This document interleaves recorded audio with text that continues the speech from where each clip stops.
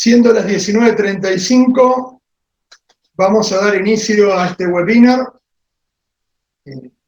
Tenemos esta sana costumbre de cumplir con la gente que puntualmente se ha conectado a esta reunión de Meet. Les recordamos que estamos transmitiendo por YouTube en este momento, en directo, así que hay otros visibilizados, nos están visibilizando otras partes, gente que no se inscribió y que le interesa esta temática. Bueno, hoy nos convoca este webinar de Ciudades Inteligentes, el futuro de la humanidad.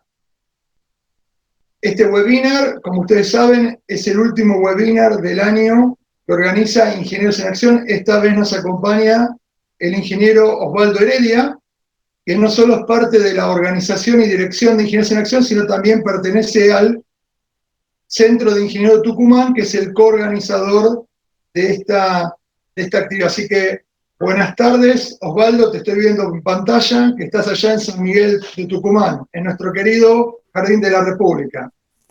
Buenas tardes, Fernando. Bueno, muchas gracias, Osvaldo. Nada más, ya un minuto para que inicie nuestro disertante. Solo presentarlo me queda. El magíster José Luis Polti es magíster en energías renovables. Se ha especializado, obviamente, en Smart Cities y ciudades inteligentes. Y entre su currículum es docente de posgrado y grado de la UTN, Regional Buenos Aires, y en la Facultad Regional Pacheco.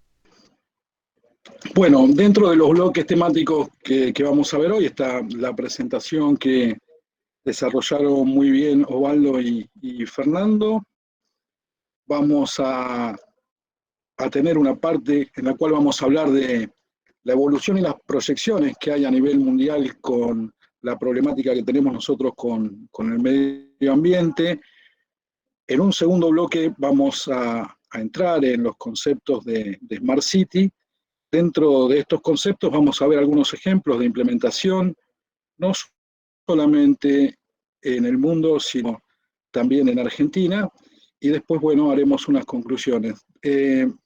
Al finalizar el segundo bloque vamos a hacer una ronda de preguntas y terminado el cuarto bloque, o sea, las conclusiones también. Bueno.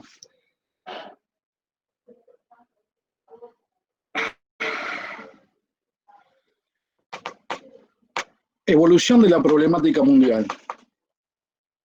La humanidad se desarrolla básicamente y se ha desarrollado siempre ligada al consumo de la energía. A medida que nosotros avanzamos como civilización tecnológicamente y en cantidad, vamos consumiendo y vamos necesitando cada vez más energía para llegar a otros estadios de confort, ¿no? Y esta energía se viene incrementando anualmente de manera muy poco controlada, en la cual vamos a ver algunos signos de alarma dentro de lo que es la estructura de nuestro planeta. Por ejemplo, la energía mundial consumida directamente en función de las actividades humanas, podemos ver que la cantidad de la población, que es esta curva azul, crece exponencialmente desde 1850 hasta aproximadamente el 2000, y va de la mano con lo que es el consumo de energía y lo que son las emisiones de dióxido de carbono.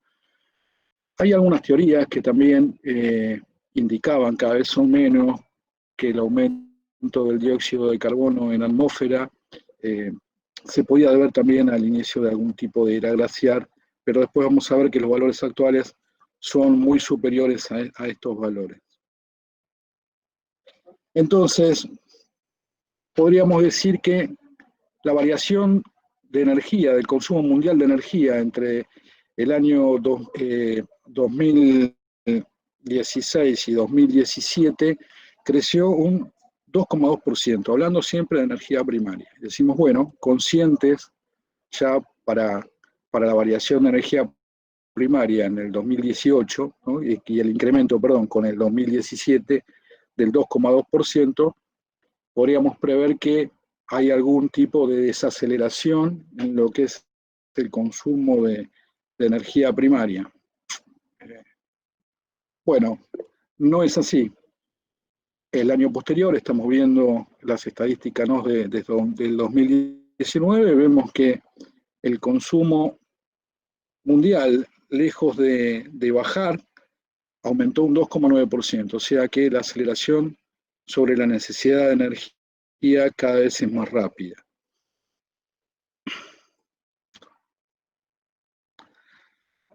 Hay determinado tipo de perspectivas de crecimiento. Decimos, bueno, si para el año 2013 teníamos un consumo aproximado de 13.500 millones de toneladas equivalentes de petróleo, para el 2040 van a ser cerca de 18.000. Sí, lo que se puede esperar es más que el incremento no signifique un incremento de la utilización de las fuentes más sucias de energía que tenemos con respecto a lo que es toda la cadena del carbón, ¿no?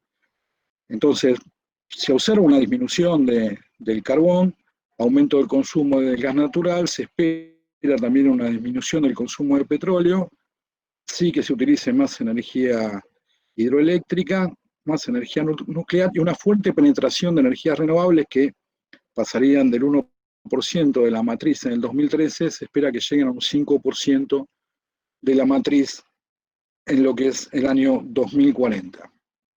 Ahora, para ese año, ¿cómo van a cambiar los consumos mundiales de energía en sí?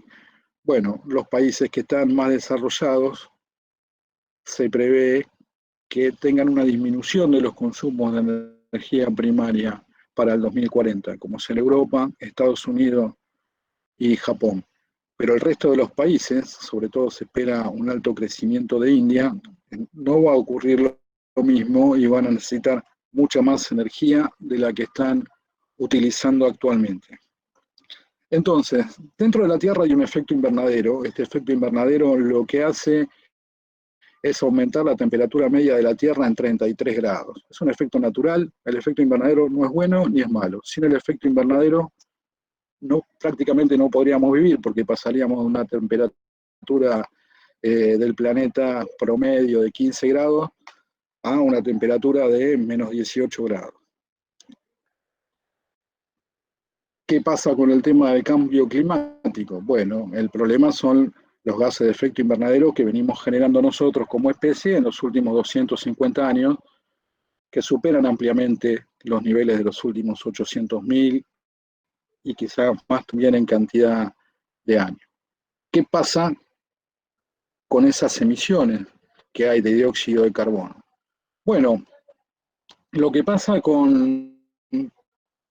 que la mitad de las emisiones, las 3/4 partes las absorben los océanos, 1/4 los bosques y la otra mitad indefectiblemente se acumula en la atmósfera. Si nosotros podemos ver cómo son las concentraciones de parte por millón en la atmósfera en los últimos años, voy a adelantar este gráfico para que no sea muy tedioso, lo que nosotros podemos ir viendo en la medida que van aumentando los años es como, si bien hay fluctuaciones de mediciones en la atmósfera en sí, estas se van acumulando y cada vez se van incrementando. Si pasamos del año que estamos viendo ahora, 87, 88, en unas 350 partes por millón, voy a adelantar un poco, y llegamos al año 2006, 2007, 2008, esto está perfectamente medido y se puede observar que el crecimiento es exponencial. Y el crecimiento sigue con mediciones en el 2019 de 411 partes por millón y ahora vamos a ver que cada vez es peor. Y si nos retrotraemos a lo que fueron las edades preindustriales y a qué niveles había de partes por millón, inclusive en las teorías que hablan de las posibles eras glaciares y qué cantidad había de dióxido de carbono en la atmósfera en sí, bueno, las mediciones que tenemos nosotros es que en ningún caso llegaba a 300 partes por millón. Que nosotros no podemos retrotraer, ¿no?, a todas estas eras glaciares. O sea que estamos en una situación que nunca la hemos vivido en cuanto a la concentración de dióxido de carbono en la atmósfera. ¿Qué es lo que puede pasar? Bueno, ha habido determinadas hitos como la crisis del petróleo y otros más que han disminuido, desacelerado esta curva de emisiones, pero con distintos sistemas y con distintos métodos, nosotros lo que estamos viendo es que indefectiblemente no estamos pudiendo conseguir una desaceleración de esa curva que nos mantenga dentro de un estadio de desfasaje controlado, digamos, de lo que es nuestro ecosistema planetario. Entonces, para el 12 de diciembre del 2015, en París, se llegó a un acuerdo para que todos los países unieran esfuerzos en una causa común para combatir este cambio climático y poder adaptarse a los efectos que van a hacer, que va a tener este cambio climático en sí. También instar a los países desarrollados para que puedan ayudar a los países que no están desarrollados a poder conseguir este tipo de objetivos. Y básicamente, ¿de qué se trataba? Bueno, la idea era terminar este siglo con una temperatura abajo de los 2 grados de incremento promedio, ¿no?, después de los niveles preindustriales. Teniendo aún un esfuerzo mayor, poder limitarlo a 1,5 grados más.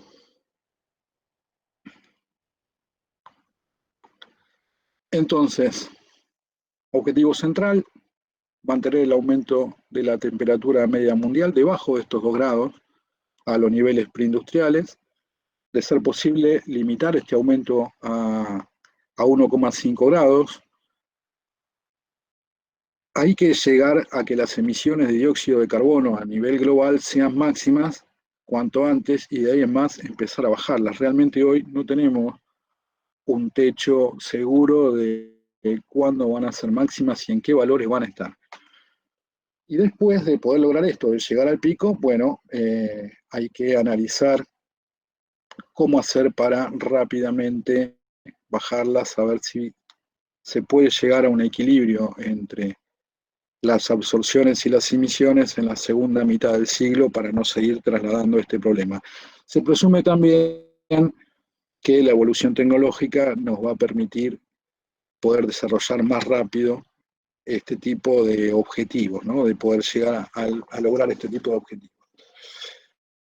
Y en este gráfico que está acá nosotros podemos ver dónde estamos parados, más o menos para el 2020, y estos son los posibles escenarios si no tenemos un tipo de política precisa, con una política baja, lo que se quiere conseguir con el Acuerdo de París y algo más ambicioso en sí, ya teniendo una temperatura por debajo, ¿no?, de lo que serían los 2 grados. Y en esta parte del cuadro lo que se puede ver son los distintos escenarios con distintos tipos de incremento de temperatura.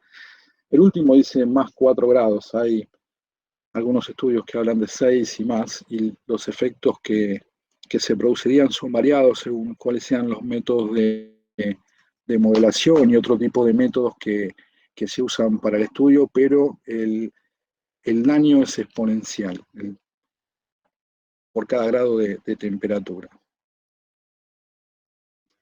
Bueno, en estos 2 slides que yo les voy a dejar con la presentación está una explicación detallada en este y en este que está acá de qué significa cada una de esos componentes, las curvas que les mostré, etc.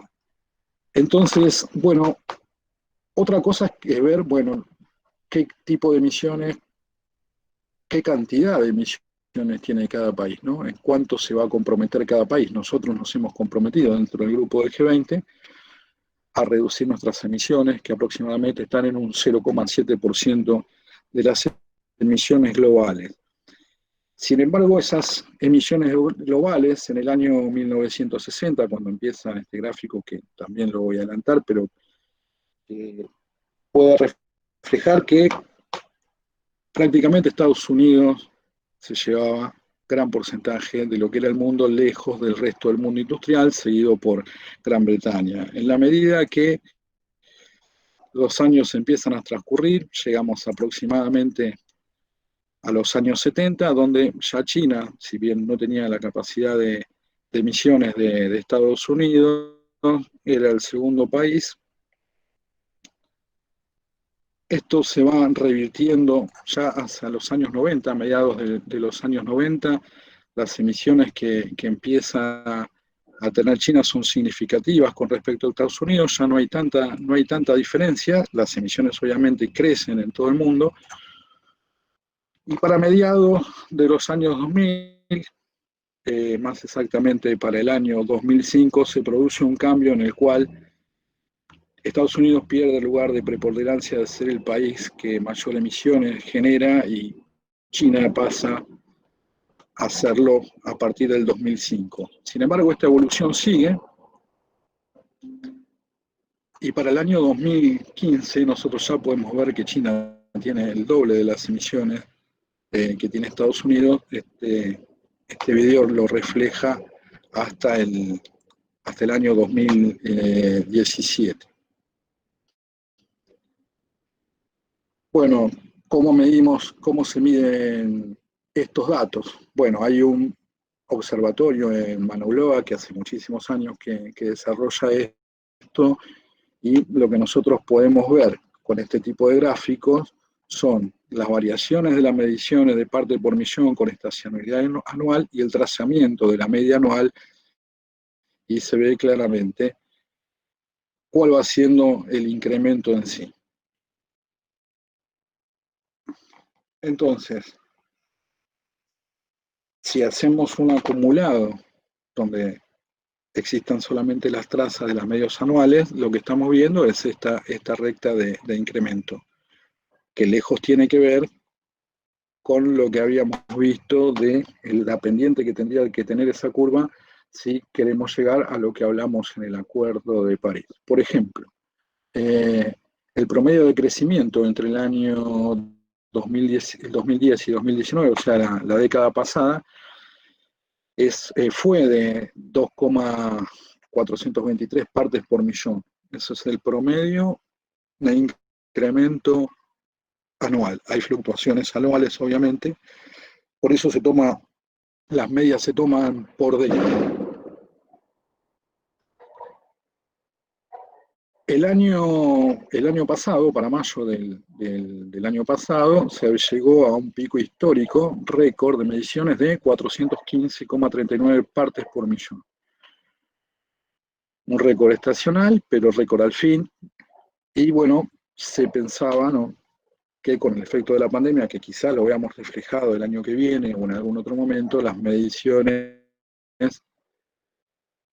de las emisiones y las partes por millón en la atmósfera para este año tendrían que haber bajado. Sin embargo, no fue tan así, y el 10 de junio en el mismo observatorio nuevamente tuvimos otro récord de 417,10, que va en línea con esas 2, algo partes por millón que viene subiendo año a año. Si bien no es exactamente el 2,4, en este caso daría un poco menos,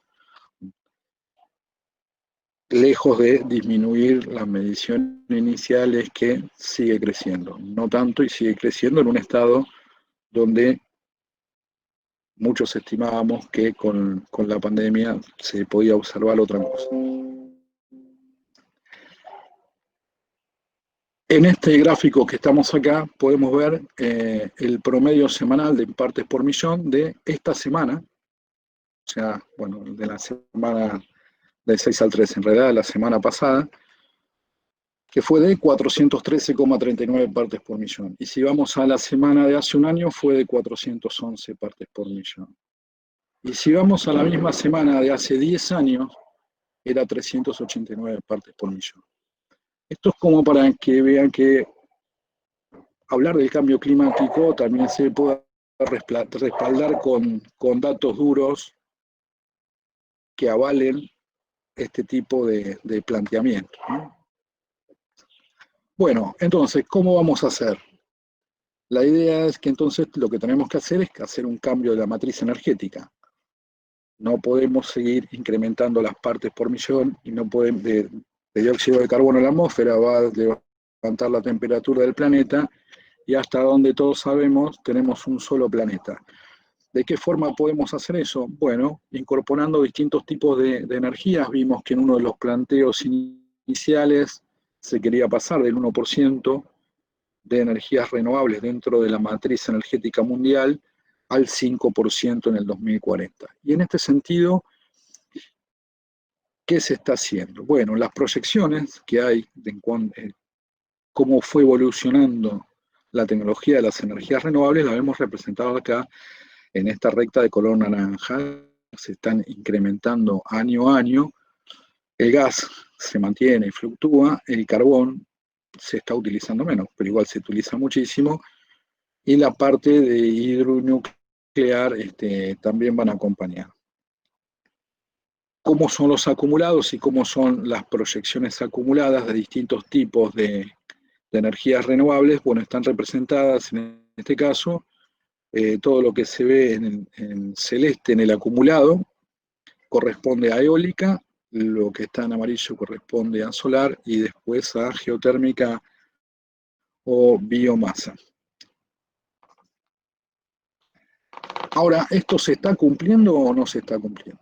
Bueno, hay determinadas expectativas y gráficos que son trazables año a año con cierto grado de dispersión. Por ejemplo, el gráfico que estamos viendo nosotros era un gráfico de proyección ya con el acumulado anual del 2017 y con este rango de dispersión para lo que iba a ser el 2018 con una media un poco inferior a los 100 gigawatts y con una esperanza de unos 110 gigawatts instalados. No se había superado hasta ese momento los 100 gigawatts, estamos hablando de energía solar fotovoltaica, ¿no?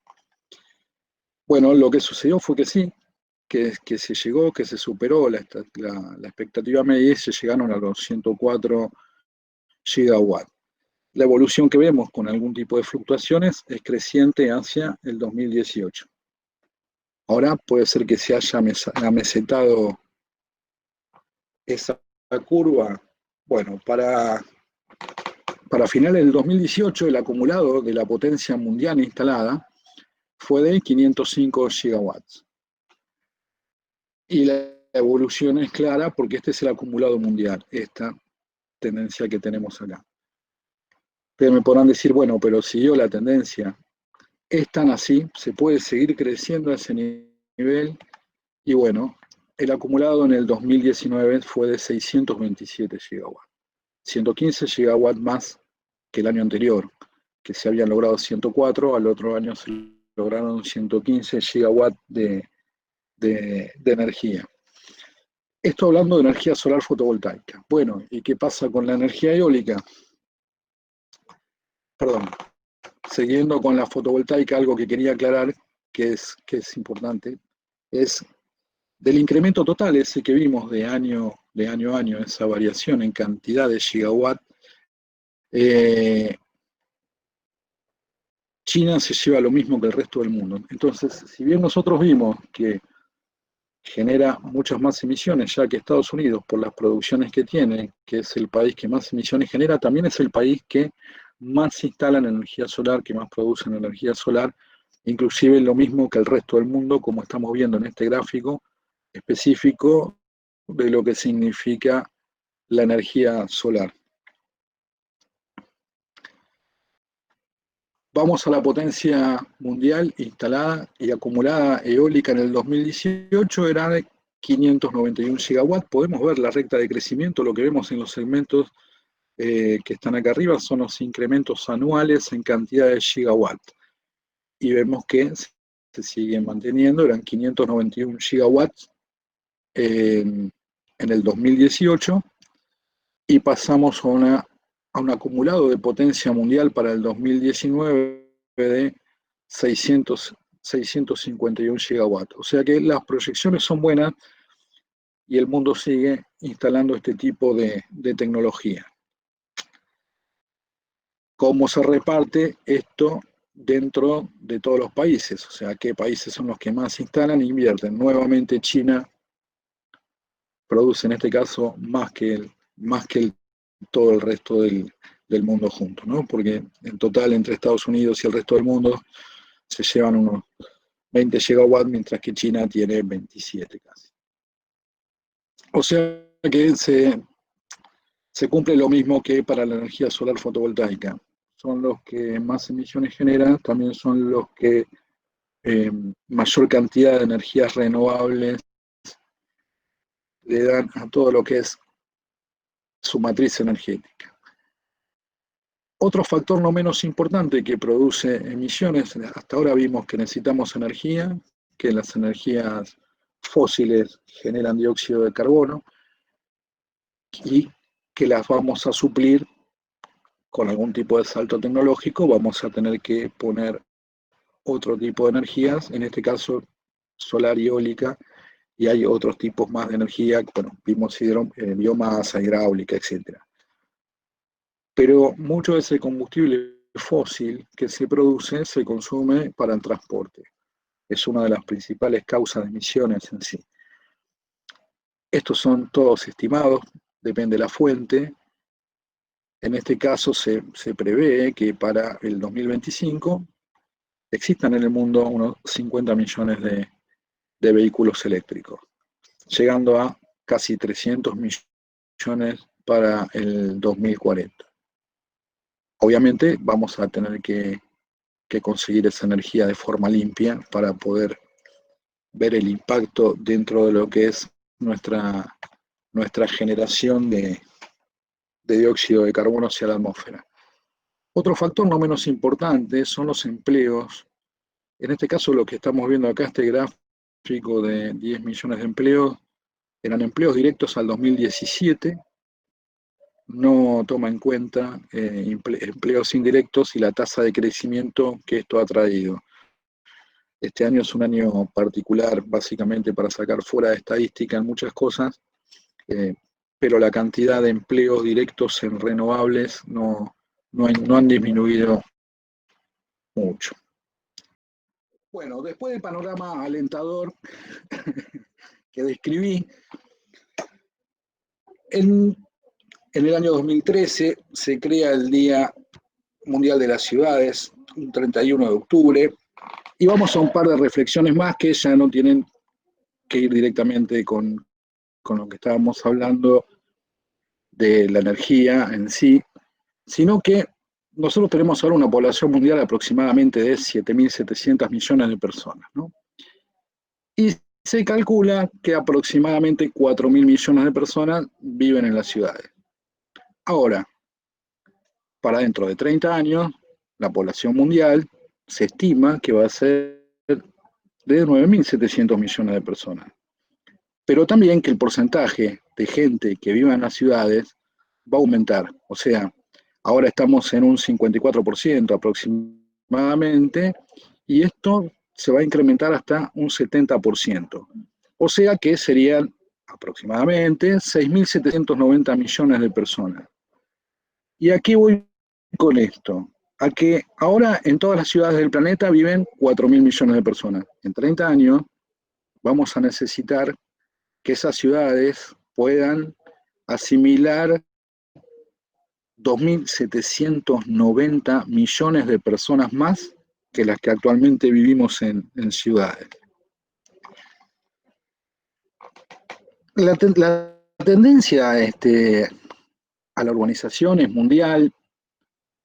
Cuando uno está en una ciudad tiene oportunidades únicas, no solamente en lo que respecta a conseguir un buen trabajo, más oportunidades laborales. Vos también tenés, por ejemplo, acceso a determinado tipo de educación que no tenés si no estuvieses en una ciudad. Acá hago un paréntesis como educador y creo que en este año traumático para todos los docentes hemos avanzado 10 años por lo menos saliendo de nuestra zona de confort, y espero que los prejuicios y no mantener esa zona de confort no nos impidan avanzar con esto, porque una de las cosas que estoy diciendo es que la gente tiene que venir a la ciudad básicamente a estudiar cuando quizás podría quedarse donde están si pudiesen estudiar de ahí, pero la verdad es que no en todos los lugares tienen la misma tecnología médica. vos necesitas un determinado tipo de tratamiento, un determinado tipo de estudio, un determinado tipo de profesional, y también tenés que venir a la ciudad. También hay tendencias para revertirlo, también lo vamos a ver después. Bueno, lo mismo ocurre con la parte de todo lo que es la cultura, etcétera. Ahora, el ambiente en sí es completamente desigual, porque está más adaptada a lo que es un ambiente súper competitivo de una ciudad, la gente que habitualmente vive en la ciudad, que la gente que se tiene que acostumbrar a vivir eh, en la ciudad.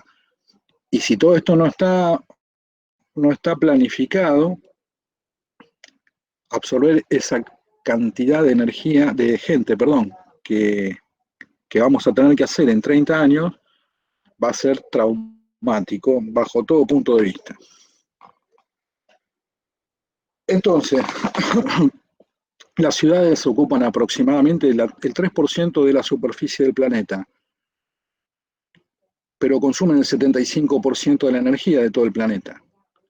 Y además de eso, producen el 80% de las emisiones de dióxido de carbono. Y tampoco pueden llegar a procesar los residuos que producen. O sea, con todo el panorama que vemos energético, si encima vamos a incrementar en 30 años más de 2.500 millones de personas a las ciudades, que van a gastar el 75% de la energía, produciéndole 80% de las emisiones de dióxido de carbono, no van a poder procesar sus residuos, estamos en problemas. Por eso, planteando esto como corolario del problema anterior, es que me animo a decir que el futuro de la humanidad se va a jugar en las ciudades. Porque si queremos revertir toda la tendencia anterior y vemos que en las urbes se consume el 75% de la energía y es el responsable del 80% de las emisiones y todos los residuos que sobran, bueno, si no solucionamos ese problema, por más que hagamos esfuerzos en otros sentidos, no va a alcanzar. Ese es mi humilde punto de vista. Bueno, ¿y qué es una ciudad inteligente entonces? Hay varias definiciones, depende de los autores y depende de los países. Yo expresé básicamente dos. La voy a leer literalmente, las definiciones son mías. Esta presentación la van a dejar después de todo lo que expuse. Abajo tienen la fuente, pueden ingresar en esa fuente y pueden sacar más información que quizá les interese que no haya puesto yo en esta presentación. Entonces, la definición arranca con una ciudad inteligente es una ciudad justa y equitativa, centralizada en el ciudadano, que mejora continuamente su sostenibilidad y resiliencia, aprovechando el conocimiento y los recursos disponibles, especialmente en las TICs, en las tecnologías de información y comunicación, para mejorar la calidad de vida, la eficiencia de los servicios urbanos, la innovación, la competitividad, sin comprometer las necesidades futuras en aspectos económicos, de gobernanza social y ambiental. Esto sería una de las definiciones que nosotros podemos dar como ciudad inteligente. También podemos hablar de una ciudad inteligente es la visión holística de una ciudad que aplica las TIC para mejorar la calidad de vida, la accesibilidad de sus habitantes y asegura un desarrollo sostenible económico, social y ambiental en lo que es una mejora continua. Entonces, permite que los ciudadanos interactúen con la ciudad multidisciplinariamente y que esta ciudad se adapte en tiempo real a sus necesidades, que sea eficiente en cuanto a la calidad y a los costos, teniendo los datos abiertos, ahora vamos a hablar de eso, soluciones y servicios orientados a los ciudadanos como personas, para que puedan resolver los efectos del crecimiento de las ciudades, tanto en ámbitos públicos y privados, a través de una integración innovadora de infraestructuras con sistemas de gestión inteligente. Esta es otra definición. Ahora, como objetivo creo que la práctica de lo que es una ciudad inteligente tiene que promover soluciones innovadoras que mejoren la calidad de vida de los ciudadanos. Entonces, con esto, el ciudadano va a aumentar el sentido de pertenencia de su ciudad y van a aportar herramientas de alto valor agregado para poder gestionar en sí los municipios. Ahora vimos que vamos a tener un crecimiento exponencial de población en todas las ciudades del mundo, y los que vivimos en ciudades grandes, en mi caso que vivo en Buenos Aires, muchos de los problemas que se plantean los sufrimos, ¿no? Los que vivimos en la ciudad, que cada vez tardamos más en ir de un lugar a otro, si bien se han mejorado muchas cosas, quedan muchas más por resolver. Y nadie se imaginaría qué va a pasar si aumentamos el 50% de la población de la ciudad, ¿no? Bueno, ¿cómo se van a mover entonces en la ciudad y en los alrededores de todas estas personas? ¿Cómo vamos a resolver los problemas de agua, cloaca, energía, vivienda? Bueno, sobre todo lo que se ha empezado a trabajar bastante es aprovechar las tecnologías de lo que es el Internet de las cosas, ¿no? Básicamente el Internet de las cosas es todo aquello que yo pueda hacer interactuar entre sí bajo una determinada plataforma con determinados parámetros. Entonces, esto nos va a dar una ciudad que esté en evolución constante, con un pensamiento de lo que se llama fuera de caja. O sea, nosotros no podemos seguir aplicando viejas recetas que de hecho no nos han dado resultado en algunos aspectos, sino cuando hablamos que tenemos que ser innovadores, bueno, se trata de eso, de una participación en cuanto a lo que es la innovación, ¿no? Que obviamente van de la mano con la educación, la ciencia y la tecnología. ¿Qué hace que una ciudad sea inteligente? Bueno, no es muy objetivo, ¿no? Pero generalmente el uso del Internet de las cosas lo que hace es optimizar la infraestructura que uno ya tiene. Después voy a dar ejemplos de aplicación práctica, así que no me quiero extender mucho con esto. Y entonces se involucra también el gobierno y los ciudadanos también, y pueden gestionar mejor sus servicios. Ahora, ¿cómo se empieza a lograr esto? Bueno, básicamente, como todo en la vida, uno toma mejores decisiones cuanto menor es el porcentaje de incertidumbre con que las toma. Entonces necesitamos datos, datos duros. Bueno, se empiezan con sensores de determinados parámetros para determinar determinadas, si valga la redundancia, objetivos sobre los cuales uno quiere trabajar, obtener esa información para poder tomar decisiones después. Entonces, estos sensores conectados con redes, lo que no van a dar son datos. Por ejemplo, cantidad de vehículos y por dónde se mueven, en qué horario, qué niveles de contaminación se producen en cada horario, cómo se usa la energía, cómo tenemos la disponibilidad de los hospitales, dónde están los centros educativos, bueno, por ejemplo. Entonces, teniendo variables de este tipo, después se analizan esos datos y uno puede corregir sobre lo que está mal y puede predecir qué es lo que va a pasar en la medida que se vayan incrementando las frecuencias, los usos o lo que sea. Y otra cosa importante que decía la definición es que estos datos tienen que estar a disposición de todos a través de un sistema abierto. Entonces, tanto los ciudadanos como las empresas tienen que aprovechar este tipo de información para lo que lo necesiten con sus propios fines. Estos sistemas de información que también son abiertos y en los cuales se pueden modelar, tienden a desarrollar muchas compañías que ven en nichos de mercado en determinado tipo de TICs a implementar. Entonces, hay muchas aplicaciones disponibles para estas áreas de desarrollo. Por ejemplo, puse un par de ejemplos.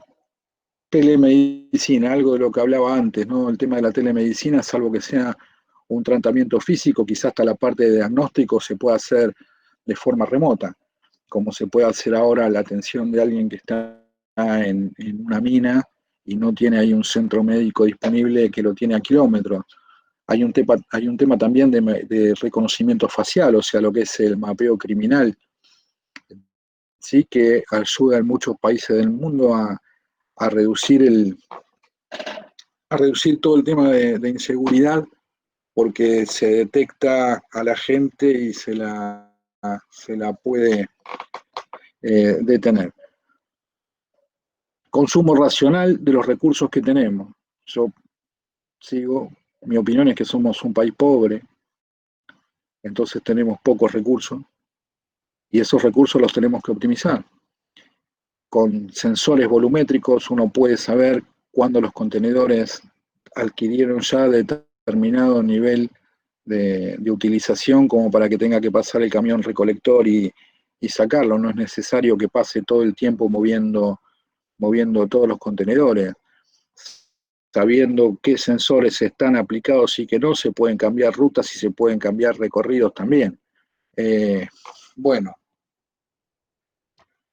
eso se aplica a peatones y a muchas cosas más, para parking, bueno, aplicaciones varias, ¿no? También una tarjeta ciudadana, por ejemplo, que pudiese incorporar todos nuestros datos biométricos.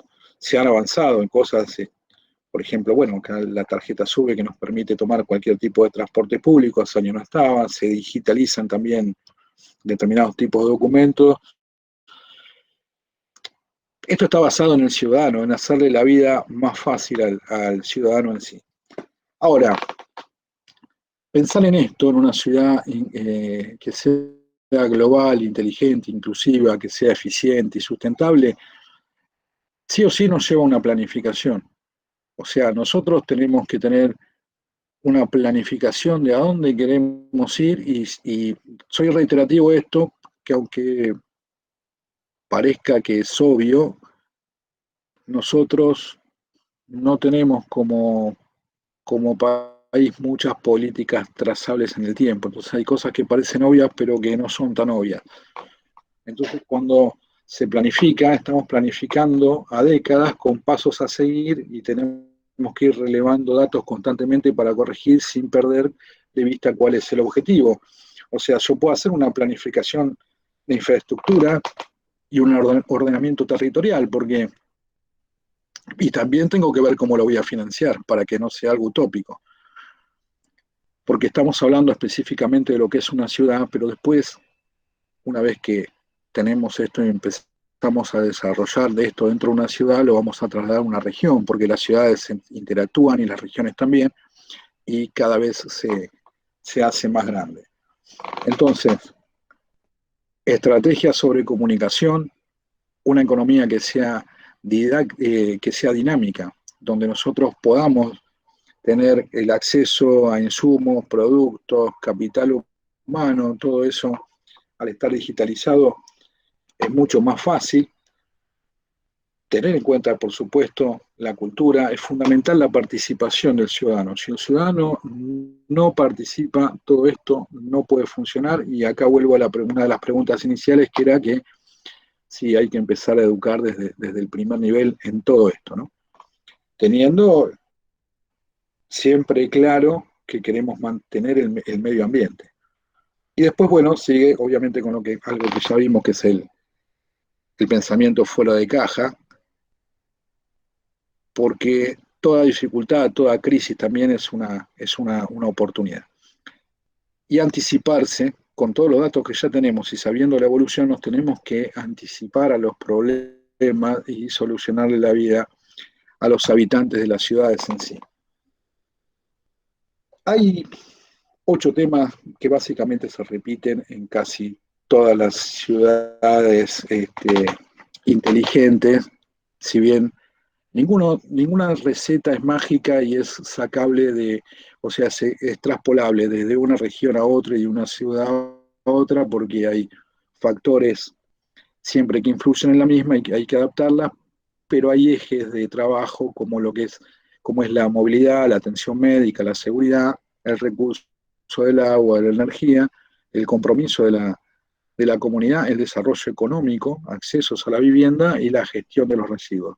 Eso podemos enmarcarlos como 8 puntos trazables a todo esto. ¿Qué objetivos marca una ciudad inteligente? Bueno, un desarrollo urbano planificado y sostenible. Tiene que haber una relación interactiva y dinámica entre los que son los usuarios, las empresas públicas y las empresas privadas. Hay que implementar el uso de las TIC a las ciudades inteligentes. Y hay que desarrollar sistemas en que todos estos procesos estén ligados y estén integrados. Y después, fundamentalmente, y lo vuelvo a repetir, es la gestión mediante lo que se llama gobernanza participativa, donde nosotros podamos sentirnos parte de la ciudad y sentirnos que la ciudad hace lo que nosotros necesitamos. O que las personas que elegimos también, ¿no? Pero participando de eso, creo que se va a poder lograr. Si lo dividimos en 6 grandes aspectos, una ciudad inteligente se compone de gente inteligente. Cuando llamo gente inteligente no estoy hablando del coeficiente intelectual, sino estoy hablando de que sea gente que tenga acceso a la educación, libertad de creatividad, que pueda llevar una vida inteligente. Vida inteligente es, nosotros tenemos derecho a vivir seguros, a poder tener esparcimiento y a poder tener acceso a la salud, ¿no? Obviamente el acceso a la educación también entraba en lo que es gente inteligente. Una economía inteligente se basa en lo que es la innovación, la productividad, una interrelación, inicialmente es local, pero después es regional y es global y apoya a determinados tipos de emprendimientos en esa economía en sí. La movilidad inteligente, con transportes públicos que sean inteligentes, que no contaminen, que sean inteligentes de lo que es el control, sus accesos. Hay muchos vehículos que ya se manejan de forma autónoma. Se presume que la forma de que tenemos de utilizar nuestros vehículos durante años, que es que cada uno tenga su propio vehículo, tiende a desaparecer. Va a haber vehículos básicamente que lo va a usar cuando uno lo necesite en vez de tenerlo parado. Los estacionamientos, todos los sistemas de control de acceso, son todas TIC que con información y con sensores se usan en muchos lugares. Un ambiente inteligente. Cuando hablo de edificio verde, lo que estoy hablando es un edificio que básicamente tenga un diseño por el cual esté optimizada la energía que va a utilizar ese edificio durante toda su vida útil, pero no solamente hablo también de la energía, sino que la persona que tenga que estar en ese edificio tenga una sensación de bienestar, profundidad visual, calidad de renovación de aire. Va a pasar muchas horas de su vida quizá trabajando en algún edificio y el edificio tiene que estar a la altura de las necesidades de la gente que lo va a habitar. Inclusivemente si tuviese que vivir no solamente por el hecho de trabajar, ¿no? Y para esto el edificio verde va a apoyar su consumo energético con energías renovables, con una planificación. Y un gobierno inteligente es un gobierno que, a mi forma de ver, tenga a la gente con el pensamiento planificado de lo que quiere para su ciudad a corto y a mediano plazo y lo siga. Entonces va a tener que tener lo que llamamos una política inteligente, va a usar las tecnologías, las TICs y lo que se llama transparencia en los procesos. Yo creo que esto de transparencia en los procesos es necesario en todos los países y en todas las naciones, pero sobre todo en los países que somos pobres. Tiene que haber una transparencia grande en los que son los procesos y sobre todo en el manejo de fondos públicos, que son escasos y hay que manejarlo de la mejor forma posible. Entonces, los componentes básicamente lo podemos ver acá, ¿no? Habíamos hablado de vida inteligente, que incluyen lo que es la parte de salud, cultura, seguridad, nuestra propia felicidad, una economía inteligente que se basa en la innovación y el emprendimiento, las interconexiones locales y generales, la productividad. El ambiente inteligente tiene que ser un ambiente urbano verde, energías verdes, una planificación de todo esto, edificios verdes, Transporte público, movilidad inteligente, interconectado, tarifas que sean inteligentes, que no contaminen, con información de movilidad urbana, donde nosotros sepamos en cada momento por dónde tenemos que ir, por dónde no tenemos que ir, que se haga eso automáticamente. Y después la gente inteligente, donde tiene que tener una educación avanzada. La sociedad tiene que ser inclusiva para poder lograr esto. Y tiene que proveer la creatividad, porque vamos a necesitar gente inteligente que tenga pensamiento fuera de caja para que nos dé soluciones a cosas que no hemos podido resolver. Y el gobierno inteligente lo que tiene que tener es una política trazable con TICs y en comunicación, transparencia y tener una política trazable con respecto a todo esto. Bueno, ahora brevemente voy a hacer algunos ejemplos de implementación en algunas ciudades. A ver, estas ciudades que puse acá pueden estar o no dentro de las 10, si no están todas, algunas sí y otras no, y van variando en función de determinados desarrollos que han tenido. Pero digamos que para algunos autores esto va cambiando todos los años, ¿no? Las 10 principales ciudades que tenemos acá las podemos tomar como las más desarrolladas en Smart City. Puede ser un poco más, un poco menos, puede haber alguna u otra que no esté. Bueno, Singapur, Dubái, Oslo, Copenhague, Boston, Ámsterdam, New York, Londres, Barcelona y Hong Kong. Singapur, 8.000 personas por kilómetro cuadrado. Una densidad poblacional muy grande. ¿Qué hicieron? Dijeron, bueno, como objetivo inicial tenían que recopilar información. Entonces, llenaron todas las ciudades de sensores y pudieron establecer bien cómo era la actividad de la gente, por dónde circulaba, por dónde iba, cuál era el volumen de tráfico. Y una vez que se tienen todos esos datos, pudieron accionar sobre ello. Ahora, dentro de los hogares, el 95% tiene acceso a banda ancha y a un código abierto para la información de los ciudadanos. Y esto queda abierto tanto a los ciudadanos y al sector privado para que lo puedan usar por razones personales o por razones comerciales. Tienen un modelo virtual dinámico en 3D que es una plataforma colaborativa. Entonces, se pone a disposición de empresas, ya sea públicas o privadas, para probar determinadas funciones, ¿no? O sea, vos podés simular sobre determinados supuestos con los datos que tenés y ya preestablecer si ese tipo de solución es o no es aplicable. Acá, como ejemplo, habla de una desconcentración en algún tipo de evento deportivo.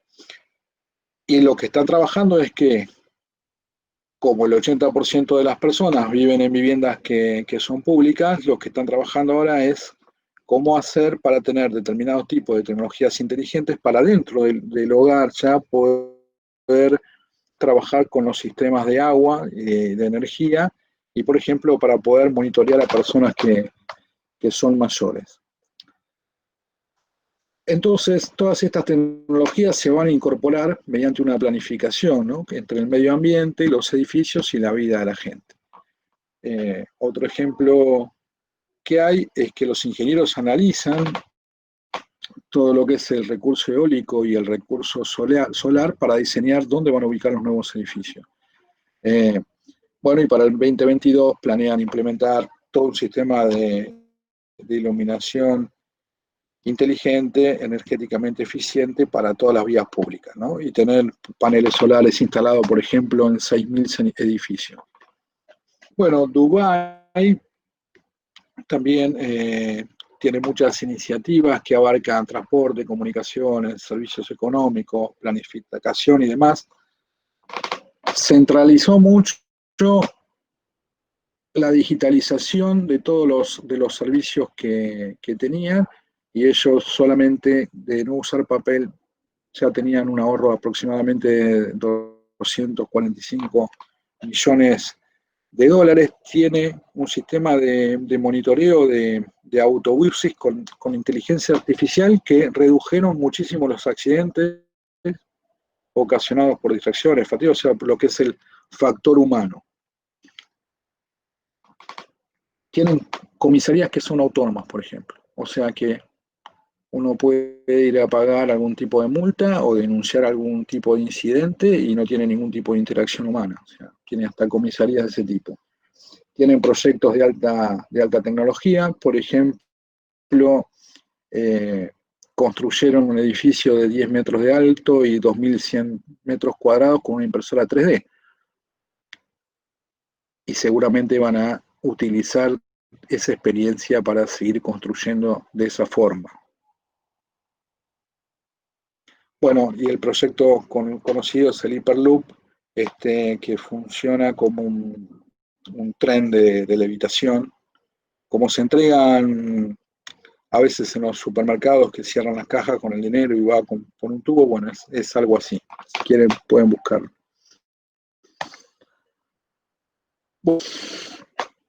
El 40% de la energía a nivel mundial la consumen los edificios. Entonces, lo que hicieron en Oslo, hablando de Oslo, es tener un sistema amplio de sensores que lo que hacen es regular lo que es la climatización, o sea, refrigeración y calefacción, y también la iluminación de estos edificios. La idea es poder disminuir las emisiones de la energía que se genera para esto un 95% para el 2030. A ver, y acá quiero hacer un paréntesis. ¿Es real el 95% para el 2030? Y no sé, yo particularmente creo que no, pero si uno se pone la vara alta, seguramente van a llegar a un porcentaje mayor que si pusiesen un porcentaje más bajo. Esto es lo que pienso yo cuando veo este tipo de política tan agresiva, ¿no? Desarrollan vehículos eléctricos, tienen redes inteligentes y tecnología de carga de vehículos eléctricos. ¿Ya? No solo tienen 2.000 estaciones de carga ya, sino que los propietarios no pagan impuestos de lo que venden cuando venden energía eléctrica para vehículos, y aparte estacionan y los transportan en transbordadores gratis. O sea, hay un incentivo también de lo que es el fisco en desarrollar determinado tipo de negocio. Bueno, otra cosa que van a hacer es construir una ciudad inteligente más o menos de 1 kilómetro cuadrado cerca del aeropuerto de Oslo. Y eso lo van a usar como un banco de pruebas. La idea es que solamente funcione con energía renovable y el exceso de energía se venda a la red. Todo va a estar basado en sensores, o sea, la iluminación de calles, edificios, la gestión de residuos, de seguridad, va a ser todo automático. Originalmente se permitían solo vehículos eléctricos, pero ya están pensando que con eso no basta. No solamente van a ser eléctricos, sino que también tienen que ser autónomos. Copenhague. Bueno, como Dinamarca ya viene con políticas fuertes y pronunciadas sobre el cambio climático y desarrollar este tipo de tecnología, lo que hacen es incluir todo eso dentro de lo que es una ciudad inteligente. Entonces, bueno, en el 2017 ya tenían un sistema muy eficiente de control de tráfico, calidad de aire, gestión de residuos, uso de energía y demás. Comparándolos con tiempo, exactamente en tiempo real, entonces también podés controlar dónde y cuándo tenés los estacionamientos, la frecuencia de los semáforos, bueno, pues cargas para vehículos eléctricos, poder redirigir el tránsito, podés redirigir la energía, podés cargar tus vehículos eléctricos de red cuando pasó el punto de máximo consumo, el pico de la noche, que la energía ya pasa a un estado que es inferior en costo, etc. Bueno, ¿y cómo le llega, por ejemplo, en Copenhague esto a la gente? Más de la mitad de la población va al trabajo en bicicleta y tienen una aplicación que los va guiando hasta a qué velocidad tienen que ir pedaleando para poder seguir con la onda verde. También tienen aplicaciones que le planifican las rutas en función de cómo estén decongestionadas en ese momento, y toma otros datos como calorías, distancia, y también advierten, por ejemplo, la presencia de dónde está la policía relacionado con las bicicletas para que no los multen. Bueno, en Boston, lo que desarrolló Boston fue la creación de nuevas empresas con un plan maestro centralizado en lo que es la participación ciudadana, o sea, con un urbanismo participativo. Genera la interconexión con aplicaciones de todos los ciudadanos que se pasan información sobre problemas que tengan con algún tipo de servicio o otros servicios que se puedan brindar, como por ejemplo estacionamientos y demás. Y los usuarios pueden informar cualquier tipo de irregularidad que encuentren dentro de lo que es la ciudad, o, por ejemplo, como dice el ejemplo, rastrear el autobús de algún niño que se quiera encontrar. También tienen un videojuego como para que la comunidad planifique y vea determinados tipos de desarrollo. Bueno, y para evitar todo el tipo de congestiones se están basando todo en un microhub de movilidad también, con kioscos digitales que tenés información en tiempo real sobre cualquier tipo alternativo de transporte público que tengas, compartir autos, bicicletas, etc. En Ámsterdam tienen una base muy grande y abierta, ¿no? De 12.000 conjuntos, usan las tecnologías de Internet de las Cosas en un área bastante grande, ¿no? De 3.700 metros cuadrados, que están equipadas y habilitadas para esta tecnología. Se puede hacer mediante YouTube. Tienen un paquete de protocolos que uno puede conectarse y recibir paquete de datos hasta estando a 3 kilómetros de distancia de cada uno de estos lugares. Y si bien se usan muchas bicicletas, también existen plataformas para cuando uno comparte autos u otro tipo de vehículos, y también hay vehículos autónomos que los transportan a todos. Construyen actualmente una pequeña red inteligente para viviendas, básicamente con un concepto parecido al que vimos antes, donde la energía se distribuye y almacena en función de la demanda. Tienen un proyecto para crear energía con electricidad, con dióxido de carbono, y cuentan con luces inteligentes que son regulables, o sea, tenés un atenuador de intensidad también. Y los peatones y los ciclistas pueden usar una aplicación que aumenta la cantidad de iluminación cuando pasan y baja la iluminación cuando ya pasaron. Bueno, siguiendo con Nueva York, tiene un programa piloto con cientos de sensores inteligentes de bajo consumo, tiene datos recopilados, por ejemplo, para todo lo que es el sistema de recolección de basura, lo puede hacer muchísimo más eficiente. Tienen los sensores volumétricos que yo les comentaba. Tienen también en toda la ciudad cargas en línea que están reemplazando lo que son las cabinas telefónicas para tener conectividad a Internet.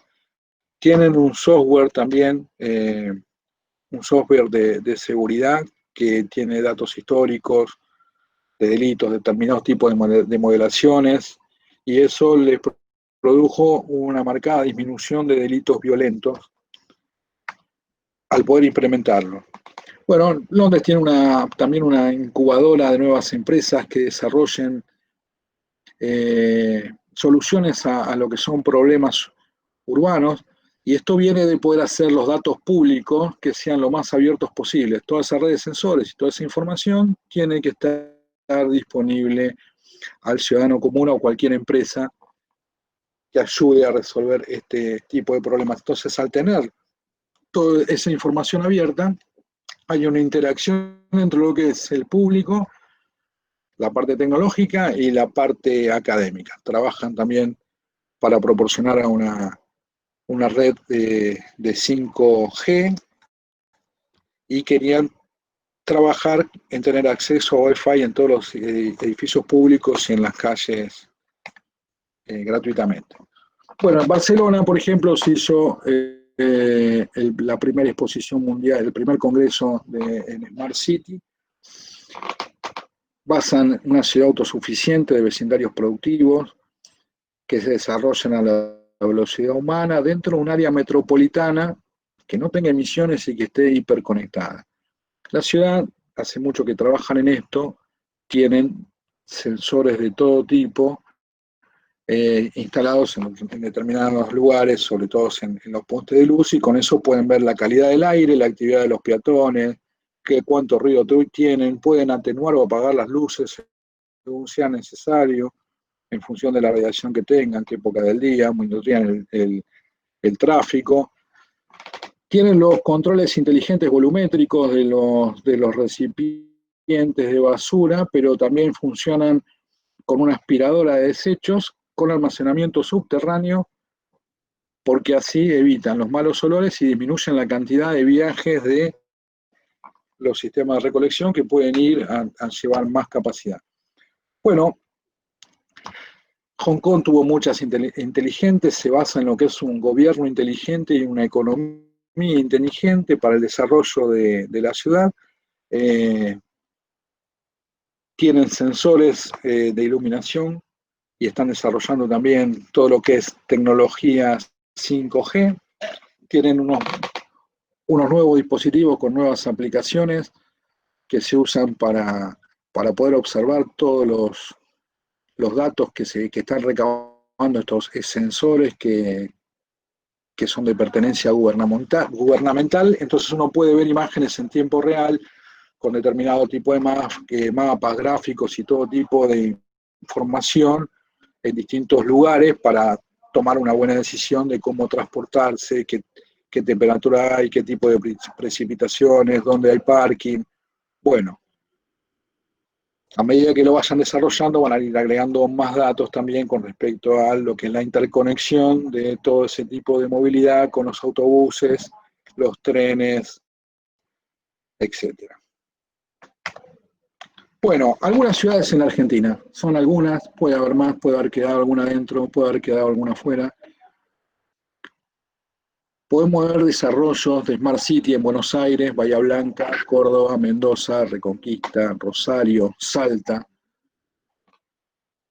En cada una ha avanzado más que otra en algún tipo de aspecto, pero en general se está trabajando mucho en lo que es la digitalización, en implementar TICs. Nosotros podemos ver que ahora en algunos lugares es mucho más fácil hacer un trámite administrativo que antes era engorroso. Uno pide el turno directamente por la web, sabe qué documentación tiene que llegar, lo atienden al día y a la hora que uno va, etcétera, etcétera. Eso reduce mucho el tiempo, el transporte de la gente, la calidad de vida de hacer eso.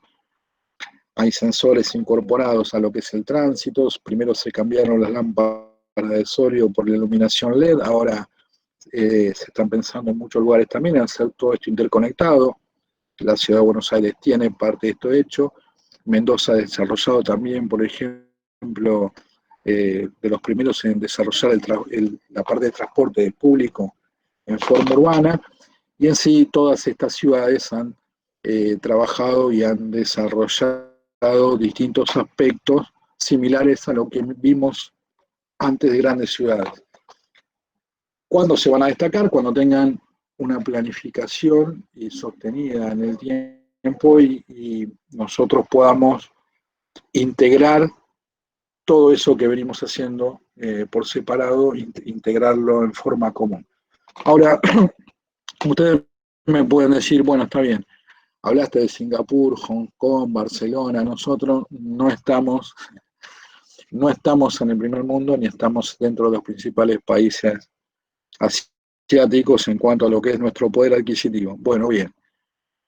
Y bajo la misma premisa me podrían decir, bueno, me estás comparando ciudades como Buenos Aires, Córdoba, Mendoza, Rosario, que son de las más pobladas del país y de las que más recursos tienen en el país también.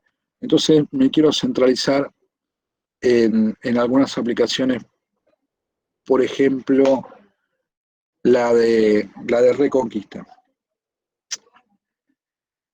Perdón, antes quiero hacer una salvedad. Cuando nosotros hablamos de gente inteligente, hay varios programas de capacitaciones en Smart City que se están desarrollando. La parte de arquitectura en la UBA, en la parte de urbanismo, está André Bordagaray que una capacitación. Hay gente, bueno, no voy a nombrar a todos porque son muchos, pero hay gente que se ha especializado y sabe bastante del tema. Se están sacando distintos tipos de diplomaturas, por ejemplo, ahora yo soy de la UTN, por eso tengo la información. Vamos a hacer una en hidrógeno, una de las primeras de Sudamérica, y así se van acoplando distintos tipos de capacitaciones que se generan por la necesidad de ampliar el conocimiento en estos temas.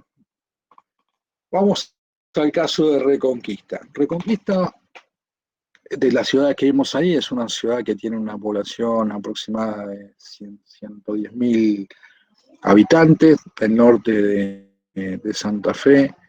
Organizó dos congresos de Smart City. Hace poco tiempo también tiene la UTN de la regional ahí de Reconquista, una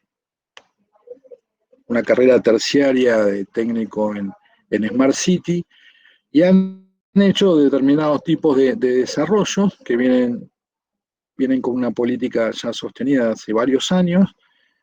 Han podido optimizar los recursos en cuanto a infraestructura, necesidad de camiones, vehículos y otros equipamientos, solamente al tener información y poder hacer más trazable las rutas y los recorridos que tenían. Implementaron algunas tecnologías TIC también de aplicación, así similares como las que dije que hay en otros lugares, como para poder tener organizados los turnos y poder transparentar un poco más toda la información pública.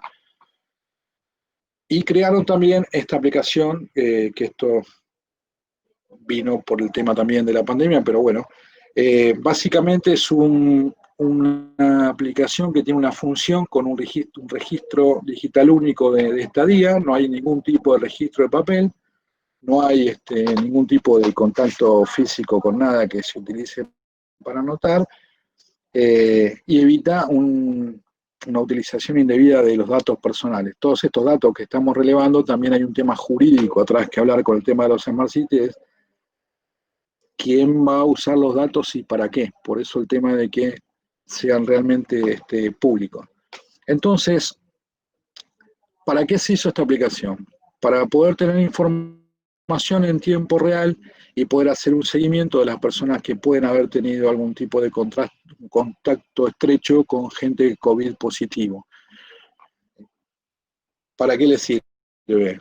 Para tener identificado y poder hacer algo rápido y activar el protocolo correspondiente en esta emergencia que estamos viviendo con el COVID. Hace años se vienen implementando este tipo de soluciones acá en Reconquista, por una decisión política, ¿no?, del intendente, que es Enrique Vallejos, y todo el equipo, y los ciudadanos, porque los ciudadanos apoyan este cambio y son los que con su participación ciudadana le piden al gobernante político que la ciudad le responda a sus necesidades. Entonces, ¿qué hicieron? Una aplicación muy fácil donde hay que registrarse con un código digital, escanearlo, se muestran los pasos seleccionados, son 5 o 6 pasos, es bastante fácil, y si no, porque hay gente que también no tiene la misma capacidad de asimilación, ¿no?, en la parte tecnológica, hay un pequeño video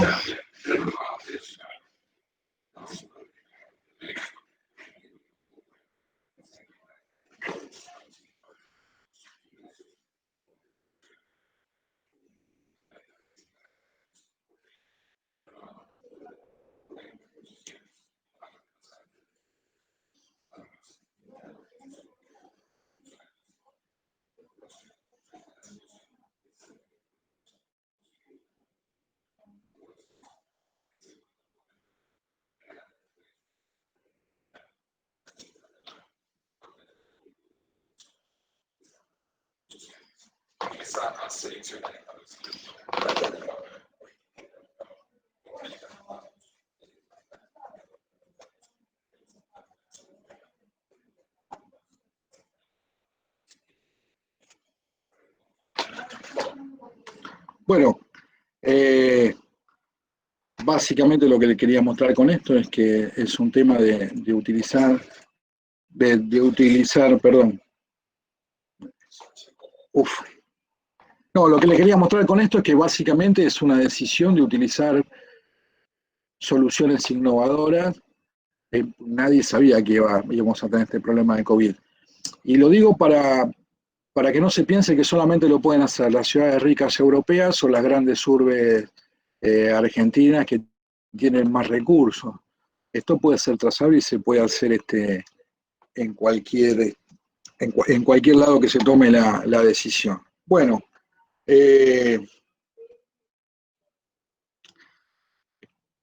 como conclusión, creo que estoy muy contento de que me hayan seguido hasta acá, porque sigo pensando que la única forma de que esto funcione es que participemos todos, que a todos nos interese y que cada uno desde su lugar ponga lo mejor de sí para poder revertir esto, que no es natural. Yo creo que no es natural que una especie atente contra su propio futuro. Y estoy convencido de que los vamos a poder mejorar. Bueno, Fernando, te dejo a vos. Bueno, muchas gracias, José Luis. La verdad que es un tema extenso, apasionante, integra muchas tecnologías, como bien dijiste. Es un cambio cultural también, es un cambio social, es un cambio en la relación humana, ¿no? Uno lo ve siempre por el lado tecnológico como la búsqueda de la solución, pero también es la forma que uno va a convivir en esas ciudades con esas poblaciones, ¿no? Con estas últimas palabras del magíster ingeniero José Luis Polti, damos por terminado este séptimo webinar de Ingenieros en Acción. José Luis, has tenido el gusto de cerrar el ciclo 2020. Queremos agradecer a todos los que participaron ahora y a todos los que han participado en los otros eventos. El año que viene será un año de nuevos desafíos. Seguramente te volveremos a convocar, José Luis, porque este tema recién empieza. Y queremos agradecer a todos. Y si alguno dejamos sin contestar, le pedimos disculpas. No siempre logramos satisfacer a todos, pero es la intención que todos se vayan con nuevos conocimientos, con nuevas ideas y, como decimos, ingenieros en acción, listos para entrar en acción. Y lo importante es que gracias a este tipo de actividades, hoy muchos ingenieros en diferentes partes de la Argentina estamos interactuando, estamos compartiendo y estamos construyendo un futuro, ¿no, José Luis? Así que yo te agradezco infinitamente, sé que hoy es un día muy especial para vos, valoro doble el esfuerzo que hiciste hoy, el auditorio también lo valora mucho. Difícil. Y la verdad que cuando hablamos esta mañana y vos me dijiste que habías tomado la decisión de seguir adelante a pesar que esa situación que tenías, yo lo valoro y lo hago explícito y público. Lo demostraste ser un gran profesional y hay que decirlo en público, porque otra persona no sé si hubiera hecho lo que hiciste vos, pero bueno, esa alma docente que te traiciona también y esas ganas de seguir motivando a nuestros colegas a que avancen en esta temática. Así que agradezco a todos, agradezco obviamente al disertante, a los auspiciantes y a todos los que nos han acompañado durante este maravilloso 2020 y esperemos, digo maravilloso por Ingenieros en Acción, claro, ha sido un año muy difícil para todos, pero hay que ser optimista y todo va a salir adelante. Así que buenas noches y nos vamos despidiendo como hacemos de a poco.